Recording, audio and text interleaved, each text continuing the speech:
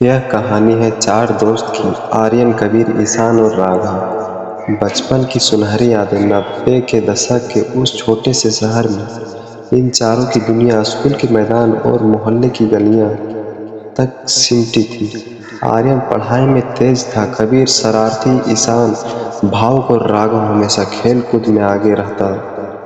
दोपहर की चिलचिलाती धूप में एक ही साइकिल पर तीन तीन लोगों का बैठना, स्कूल से बंक मार इमली के पेड़ के नीचे घंटों गप्पे लड़ाना, उनकी दोस्ती अटूट थी।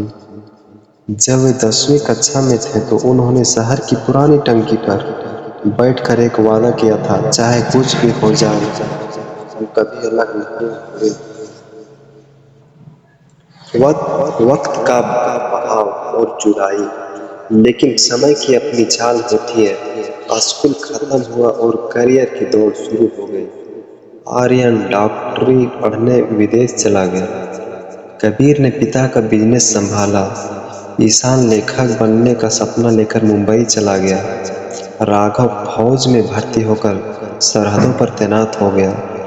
शुरुआत में चीटियां चली, फिर फोन कॉल्स हुए, लेकिन धीरे धीरे जिम्मेदारियों के बोझ और जिंदगी की आपाधारी में संपर्क टूटने लगा। शादी, बच्चे और प्रमोशन की भागदौड़ में 40 साल कब बीत गए किसी को पता नहीं चला। 40 साल बाद वो यादगार मुलाकात। आज 40 साल बाद कबीर के बेटे की शादी के बहाने चारों एक बार फिर उसी पुराने शहर में जमा हुए। अब वे 15 साल के लड़के नहीं, बल्कि 55-60 साल के सफेद बालों वाले बुजुर्ग। जब वे शादी के हॉल के एक कोने में मिले तो कुछ पलों के लिए खामोशी छा गई, लेकिन जैसे ही राघव ने कबीर को पुरानी अपना से पुकारा, सालों की वर्क पिघल गई। आर्यन अब एक मशहूर सर्जन था, लेकिन राघव के सामने वही डरपोक बच्चा बन गया। ईशान की आंख में आज भी वही चमक थी, भले ही उसने कई उतार चढ़ाव देखे थे।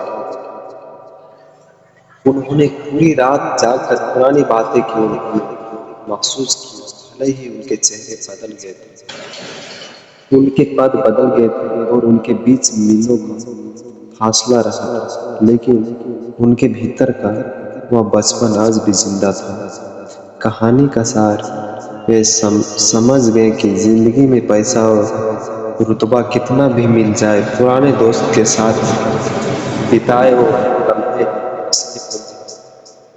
विदा लेते समय उनकी आंख में आंसू थे, लेकिन इस बार वादा मिलने की कोशिश का नहीं, बल्कि जुड़े रहने का था। क्या आप चाहते हैं कि मैं इस कहानी के लिए कोई खास शीर्षक, टाइटल या कोई भावनापूर्वक कविता लिखूं?